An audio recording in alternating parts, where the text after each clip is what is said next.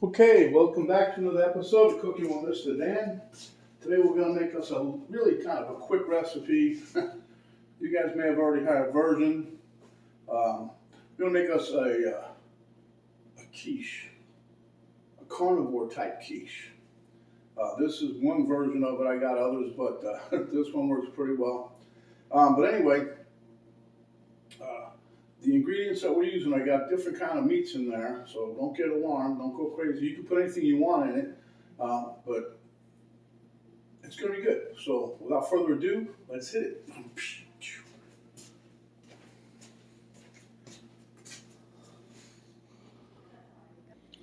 Okay, so here you have my standard pie dish.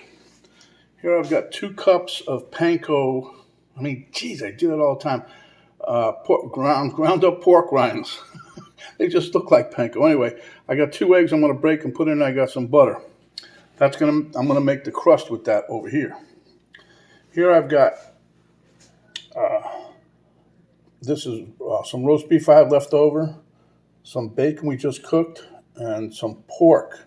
I sliced up some pork chops for Penny. She wants pork chops tonight to give us a change from the beef. We've been eating beef, bacon, butter, and eggs for like 2 weeks. Anyway, so here we have some Pecorino Romano that I'm going to grate up. I got some mozzarella there, got some eggs here, got some softened up, hopefully, cream cheese. And here's the said meats I'm going to show you. I just diced them up, so I'm just going to show you what we do with them. And I got my oven preheating at 350. Okay, so the first thing you want to do is you want to get your base mixed up. So we're going to mix up the pork rinds with the 2 eggs. I normally would have put 1 egg, but I'm trying to make this a little bit more, I don't want to say it, gummy or whatever. So I want to coat the bottom of the pan with, this is going to be the crusting, okay? So we're just going to wipe off the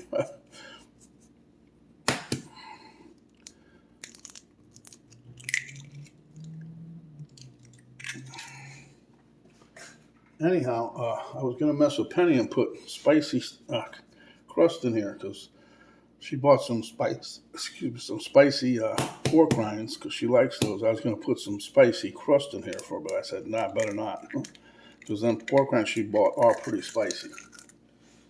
Okay, so okay, I'll be nice. I normally don't do it this way. I normally just mix up my eggs first, but it doesn't matter.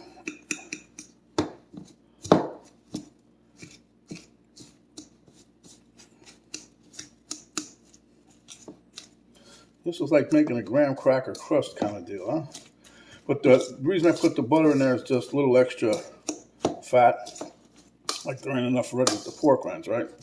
But the other thing is we want a nice consistency to this, and the eggs are going to be the binder, hold it together. And then you'll see what happens here. We're going to let this sit for a few minutes before we use it. So now I'm going to use my hands, if you don't mind. Excuse me, ladies and gentlemen, but I've got things to do, places to go. Looks like an eggshell. That's why I usually don't mix the eggs like that. I usually mix them in a separate bowl.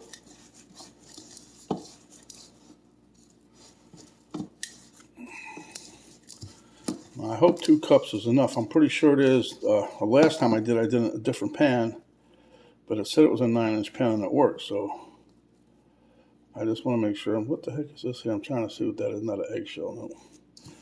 Well, if I get an eggshell in here, I'm dead meat. Penny hates eggshells. I guess so does everybody else, but sometimes it just happens, okay?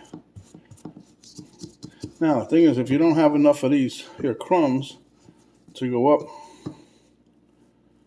the side of the wall, then just put it along the bottom. But this is all I had mixed up, and it was exactly 2 cups. So we're just going to let that sit for a few minutes. I got the oven preheating, like I said. And you know there's enough grease in there because my hands are slimy. Blimey, slimy! And we'll probably give this another little toss right after we get ready to put it in the pan. Okay, come over this way, Jared. That's good. Got you by the ear, didn't I? Okay, so this is the pork tenderloin. We bought these in pork loin. But we bought them, you know, the big cryovacs. They were $1.89 for, I don't know how many pounds that was. I can't remember, 6 pounds I think it was. So what I do is I take part of it and I make my sausage. And you see, I just chopped up that little piece. That's at the back. I forget what you call that, but that's the back of the pork. Because I had a little piece left. I had about a quarter of the whole thing of meat, and I chopped those up. Penny wanted some nice boneless tenderloin pork chops, so that's what we're putting on the grill tonight. Okay, now here's my roast beef. That's going in. And this here I'm saving for the topping. You guys get the gist of how to chop up bacon, I'm sure. So let me get another bowl and I'll be right back. Okay, let me get to cracking. Wrong spot. Dang it. Hold on. Okay, now we're on the right track. Another one. This recipe, though, once you cook it, it'll take about, I don't know, 20 minutes to cook. Anyway, let me finish cracking these eggs and I'll be right back. Okay, I'm going to just break these up a little bit. I got 6 eggs in here, but you can use 5, 4, 3, I don't know, whatever you want. I'm going to throw this softened cream cheese in here, and hopefully I'll be able to mix that in. Nice and soft, it should mix in. But we'll find out. Anyway, a lot of people say, oh, that's nothing but an omelet. That's like frittata. The way my grandmother taught me how to do frittatas back when I was a kid. I can't believe I can remember back that far. But anyway, did it in the cast iron skillet on the stove, and she made me flip them. She had me flip the frittata with a plate. Flip it onto the plate and slide it right back into the pan. There's other ways of doing it. But anyway, we had a party one time. We had a Sunday brunch over at some friend's house. But anyhow, they didn't believe I can do that with, flipping it. And, there's one guy said, oh, my mom, she cooked it in the oven. I said, you don't do that. But anyway, here's your eggs mixed up. We got that. I'm going to put a little bit of cream in here. A little bit of half and half, I'm going to use.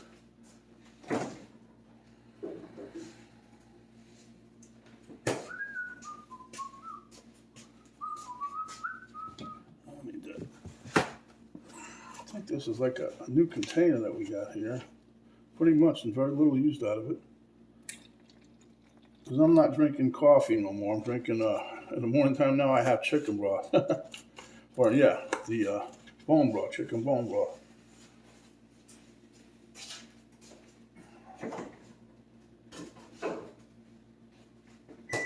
I'm not drinking no more beer. I'm not having no more sugar. So hopefully everybody's happy at the end of the day, huh?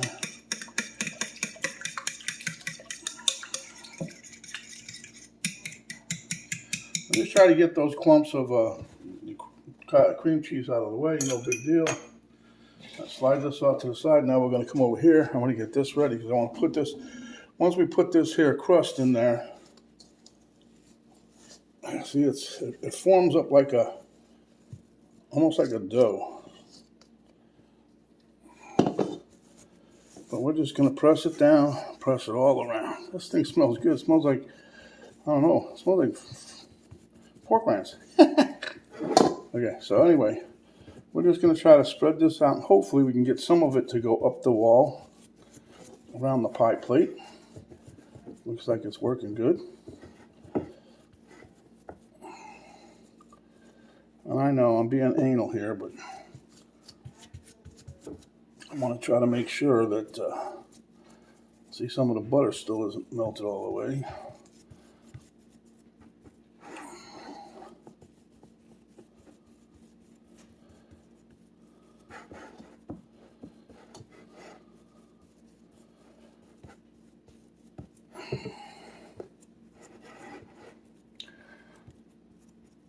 I'll show you this when I'm done because it's going to take me a couple minutes to get it around.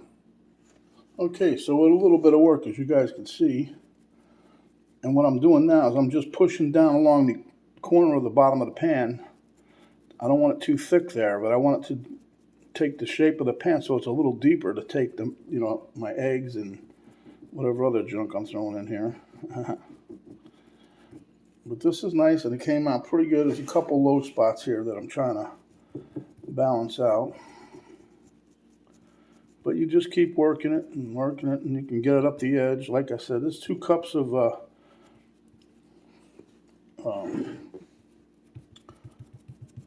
pork rinds, ground up. I ground them myself. You can buy them already ground, but that's way more expensive. The panko breadcrumbs are pretty expensive too. You can use those. I mean, they have a panko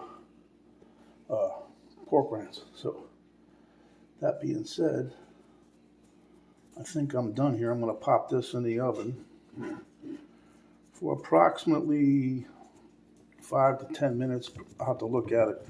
I'm just trying to get this to crisp up like it does when I fry. When I fry it in the pork rinds, it's going to look good. All right, be right back.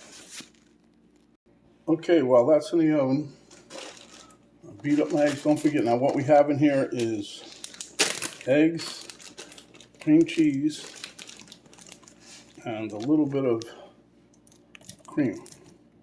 I'm just throwing a little bit of this mozzarella in there to make my wife happy. I don't like, well, I like the cheese and all of it.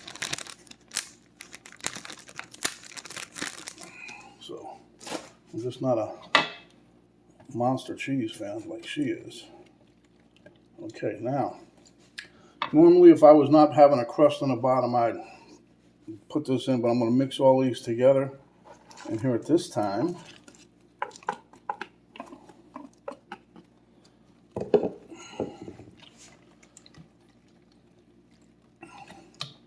I try to get it mixed up pretty good to where everything is in its own corner, kind of, so to speak, you know what I mean? Now, let's say you mixed up 7 to 8 eggs, you know, you went crazy. And if you don't have enough room in your pie pan, not to worry. You just take whatever the filling is left and you fry it up. Have yourself a nice little egg scramble, huh? But anyway, like I was saying before, my grandmother showed me how to do that with the frittata. And some people call this a frittata. Then you look up the quiche Lorraine, and that has a couple of different ingredients in there, but that was way back when. So I guess it was eggs Lorraine.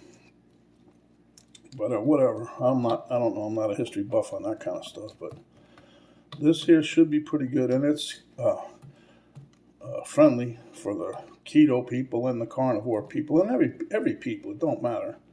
If you guys don't want to say it's carnivore, just call a regular quiche. Alright, now I got my crust in the oven there. As soon as it's done, we'll pull it out. Hopefully I don't burn my fingers. Let me get a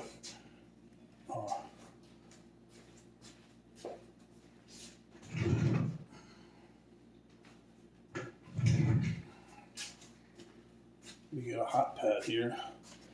I got this to set the thing on. Let me see how many minutes I got left here. I got a couple minutes left to go, and I might even leave it in a little longer. Let me be right back. Okay, as you can see, it's out of the oven. I don't want it crispy, but it's nice and firm, and that's what I was looking for, see? Okay, so now let me turn the beeper off here. That's all right, folks, we're starting to wind down. Okay, here I'm going to put, I haven't done this yet, but I'm going to mix a little salt and pepper in here.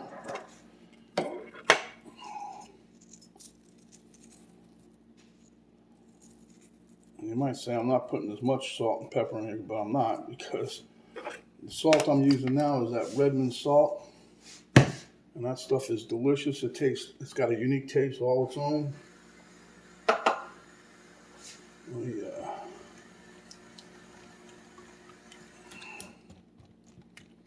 Mix it in. I'm going to put a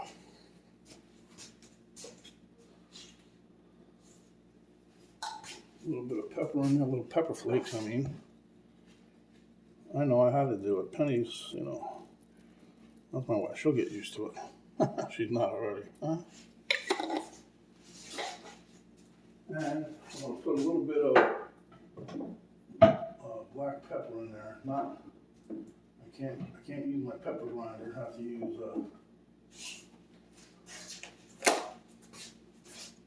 I grind out myself, but honey don't like it out of the pepper grinder no more. Too big a pieces of pepper. So we use this. It's all right. It's the same thing. All right, now mix this up.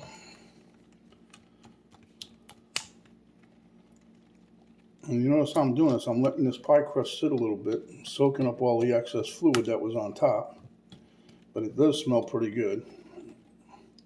Let me take this big chunk out because someone might get lucky and get that.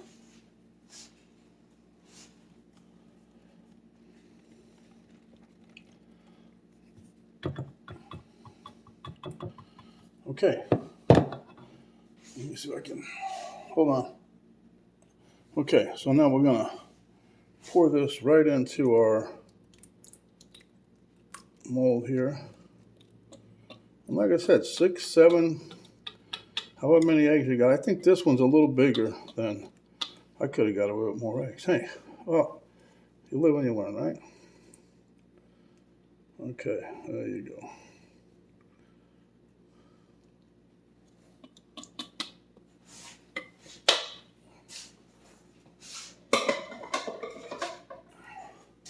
Yeah, I want to get one of these fluted pie pans that have the removable bottom. That way you have some surface to cut it on.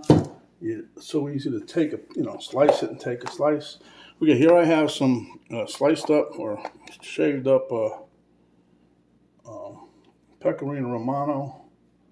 I love this cheese. This is my favorite. I'll sprinkle some of this on there. This is what I have left in the container. I also have the grinder, my little hand shaver. Shave some right over the top here. Just going to give it a nice flavor, huh?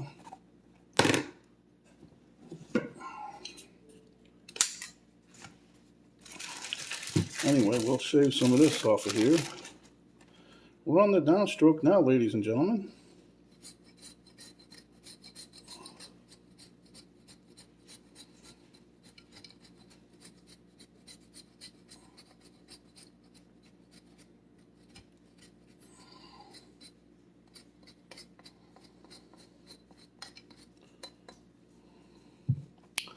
Okay, that's that for that.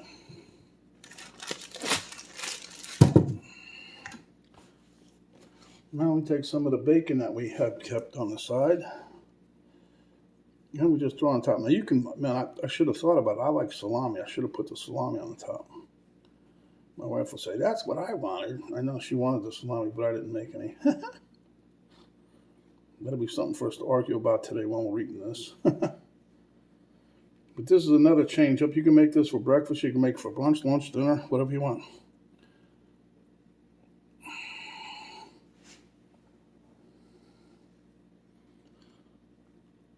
On the bacon, when my grandmother used to make these, she used to put sausage on top. She used to take the sausage, cut it out of the casing, chunk it up, and throw it right on top. So, there is Mr. Dan's version of a Carnivore Quiche. Okay, let's put this back in the oven. And we're going to put this in for give or take 20, 25 minutes. The thing of it is, you don't want it to be jiggly. See, like that. And see how it jiggles? All right, we don't want no jiggle. Yeah, what I'm going to do, just to be on the safe side, I'm going to put this on a baking sheet, just in case it happens to bubble over. I don't think it will. I think there's plenty of room there. But anyway, here we go. Put this right here into the oven. All right. Let's go in the oven and we'll be right back in about 20 minutes.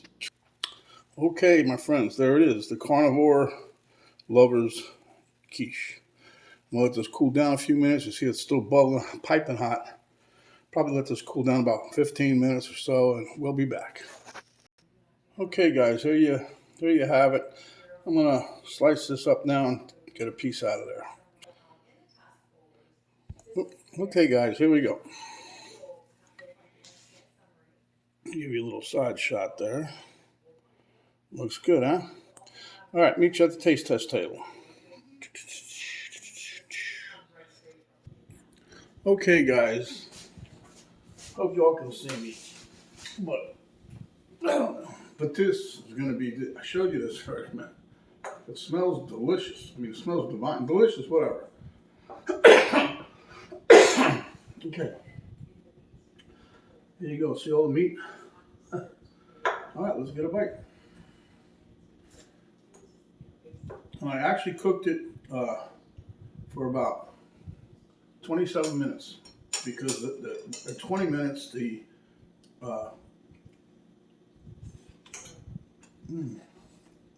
wow.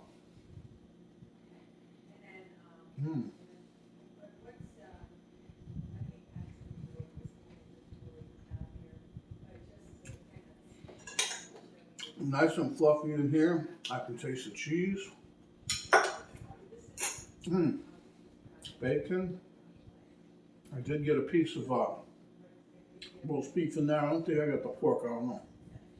But at any rate, what I was saying was at 20 minutes when I took it, I shook the pan, and the middle was still like jello. So put it on for 5 more minutes, and again, I checked it. It was just a tad bit jiggly, so I left it in for that, and that came out. It solidified everything. This is going to be a gangbuster winner. You guys can serve it any time of the day. And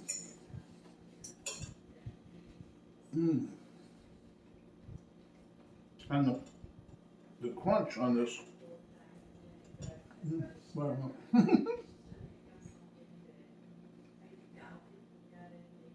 Listen, man.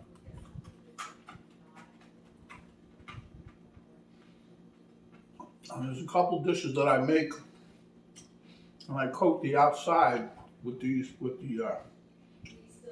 pork rinds, and that's just how it comes out, like a little crunch. So anyway, guys, if you like this here video from Mr. Carnivore, give us a thumbs up, share with your friends, subscribe if you haven't yet. When you do a little notification bell pop down, you hit that. That'll notify you each and every time we come up with another delicious video like this. There's an arrow down button, you hit that right below the video box, and there'll be a drop down box that come down. You'll have Cooking with Mr. Dad Facebook page, you'll have my daughter's artwork site page, and I will put a list of ingredients that I used here so that you can follow along with the video. So until next time, my friends, stay hungry, and when you are, if you're on carnivore, you really shouldn't be that hungry. But if you are, come back and we'll give you another delicious, tasty dish just like this. This is Mr. Dan saying thanks for stopping by, and we'll see you on the next video. This is Mr. Dan saying we're out for now. Go carnivore!